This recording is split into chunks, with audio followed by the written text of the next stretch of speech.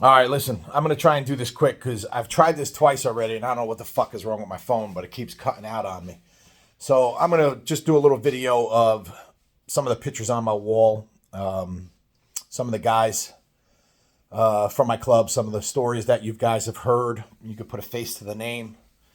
And I don't know what the fuck's wrong with my phone. And then if I get through all of this, then I'll get to showing all you new people that might be watching this my book and how to get it and stuff like that. So here we go. All right. It's me and Roy Willie. This was the epic 12-day journey. We were out on the road for 12 days together. And man, what a fucking trip this was. It was unreal. I was pretty banged up in this picture. That's my brother Robo in the back. This was Dawson County's first clubhouse out on the peninsula. So, and Big Bobby. If you're lucky enough to have a guy like this in your life, man, cherish it. Because Big Bobby's one of the greatest people I know. And I thank God every day that I got to walk through this world for a little while with him. Love and miss you, brother. I'm going to end up doing a video one day on just stories with me and Big Bobby. For those that don't know, Big Bobby was not in my club. He was an independent rider, but he's one of the most solid men I've ever met in my life, and true friend, true brother, and a great person to have in your life. This is an old picture from Fayetteville of the two founding fathers and the two first prospects of the club. That's me and my brother Albie. Handsome guy that is. Right, Albie? You handsomest motherfucker out there. This is left to right. My brother Will. That's me, and that's Country. Will is no longer with us either. Will and I, real super close. He had a real bad wreck 1 year. Survived it. Amazingly survived it. And unfortunately, a few years after that, had another wreck and succumbed to his injuries. Love the Lord. Always. This is the infamous Nighttime Chaz. This was back in Orange County a long, long time ago. And this is Roy Willie, Lee, and myself. This was in Calhoun County, the old clubhouse on 10th Street. This is when they first opened up shop. This was a trip a bunch of us brothers did with our old ladies. We went to Pigeon Forge. I believe it's Tennessee. I think it's called Pigeon Forge. And we stayed out there for like a week with the old ladies, did some riding and drinking and all that bullshit, and had a really good time. This is somewhere where 5 states come together, or 4 states come together. So I don't know the name of the park, but it's a national park or whatever, and that's where we were that day. This is the infamous James. This picture was actually at the Rat Hole the night that I told you the story about the mushrooms and fucking James swallowing a moth the size of a fucking bird. So if you go back and look through the videos, you'll see the video for that. It's an unbelievable night. But James is an unbelievable man, a great friend. He is not in my club either. I know James. I met James in 1994 in Myrtle Beach. And we've been super tight ever since. Love the man to death. Patriot, some my patriotic stuff. Rifleman's Creed. The Constitution, Marine Corps hymn. This is the original photo taken by my brother Railroad back in 2007 on my way to Missouri. This was a tattoo that one of our brothers drew up for a brother Two-Step who passed away. This is the plaque that the nation had made for me by a brother. For when I stepped down from national president. This was my gift. There's a knife by my brother John Humphreys makes these. He makes all different kinds of knives, but this was the one that they got for me. I have no idea what goes in there, officer. And these were the dates. National Sergeant at Arms, National Vice President, National President that I served in those positions. These are just some of my awards from the club. And this here, this one really like blew me away, man. There was a brother out in Oak Grove, Kentucky who could draw, obviously, and he made this. And top left corner, that is supposed to be Mike Roy, one of the founding fathers of our club. Top right corner was Pat Murphy, one of the founding fathers of our club. He actually started the club in Italy, and Mike Roy started the club in the United States while Pat Murphy was still in Europe. And this depicts a brother, Cheyenne, one of the first members of the club. And then they threw me in there, predicting the future of the club, that I was going to be a future leader in the club. And man, that just blew me away. I was very humbled by it, very proud of this. And again, I can't reiterate enough how humbled I was by a few brothers' visions. And it all came true too, because I think at the time I was National Sergeant at Arms when this was made. So, and I ended up leading the club for a while. This is me and Big Bobby again. This was like 96 in Myrtle Beach. I fucking miss this motherfucker so much, man. Fucking, you want to talk about biker personified, man. Biker fucking personified. My son Dominic, 5 years in the Air Force. This is where I do all my work. My wife put that there, man. She does. My wife is one of those ones that has to put out like decorations for every single holiday, man. Like even St. Patty's Day and all of that stuff. And that's it for what I got up so far. So anyway, that's it. That's all I got for you this week, guys. And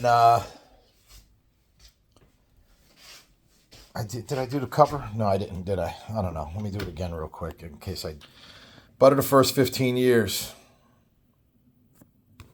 I wrote this. It is a memoir of the first 15 years of my life in the Wingman Motorcycle Club.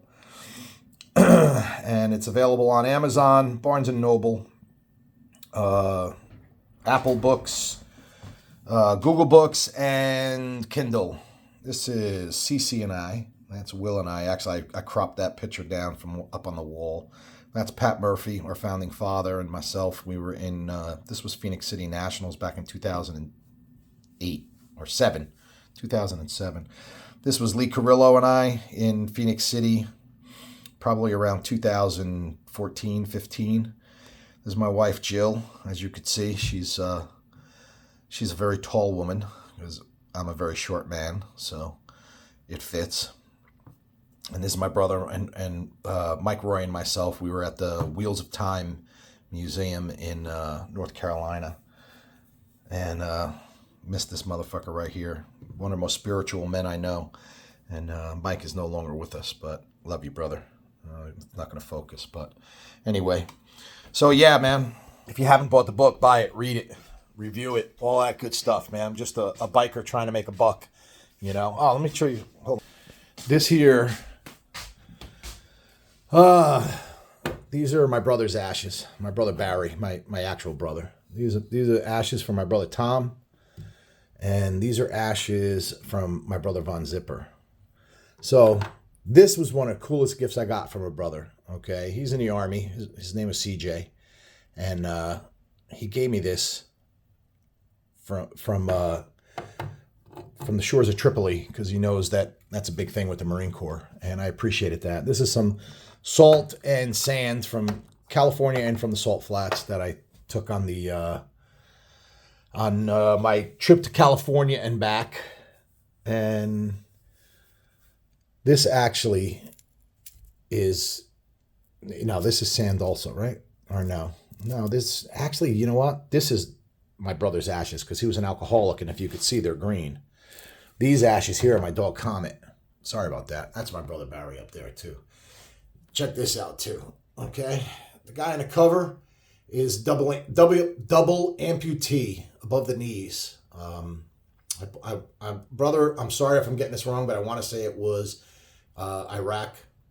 But anyway, he is an Olympic skier, and he won a silver medal in Russia in 2010. And yeah, that's it. So it's also a little reserve food for when the zombies hit. At least I got a box of cornflakes. This was a bobblehead that my brother Roy Willie had made for me. Pretty cool shit. And that's it. And a belt buckle that my brother Dustin fucking made when he was in welding class for me. And I have no idea what those are either. But anyway. So that's it. That's all I got for you this week. I'm going to put together some content. I'm still trying to do the green screen thing. Not getting any closer to doing it. I do it by the book, step by step with this clip cut, and I don't know if it's just somebody fucking with me or it's just not supposed to be. But anyway, at least I have a little bit of a better background behind me now. So, not just, whatever. My cat is scratching again. Come on in, Convict. Let's go. I named my cat Convict because, long story short, when I was going through my divorce, my wife decided to adopt 2 baby kittens to help her therapeutically. So I took one and I took care of them, and they were days old, man. Their mother was killed. She was a feral cat. So Convict, I took the male, she took the female, and his eyes were still closed. He had a problem with his eyes. I had to rub medicine in his eyes every day. Like, I was waking up like every couple of hours, feeding him with a fucking eyedropper. So when he first opened his eyes, he saw me, so he thinks I'm his mother. And I come home from the gym one day, and my cat's gone. So I said to my daughter, Melissa, where's Convict? At the time, his name was, what did they name him? It wasn't Convict at the time.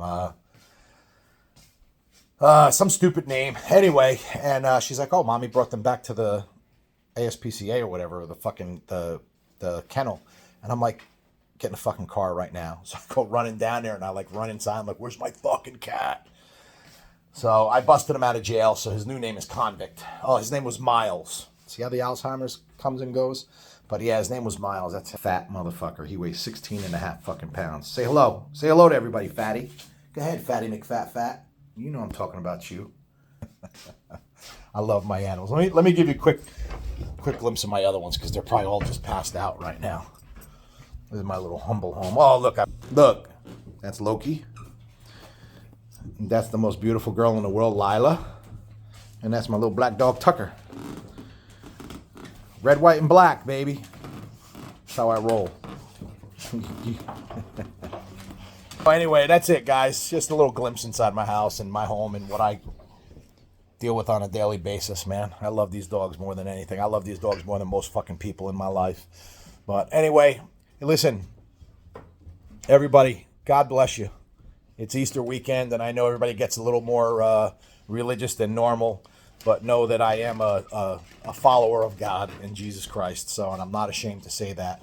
And I'm a sinner, and I hope that I am forgiven for my sins. But just don't just treat this weekend with candied eggs and shit like that. Understand the sacrifice that went into everything this weekend. So, love yous. God bless you. God bless America. God bless our troops. And God bless Donald Trump.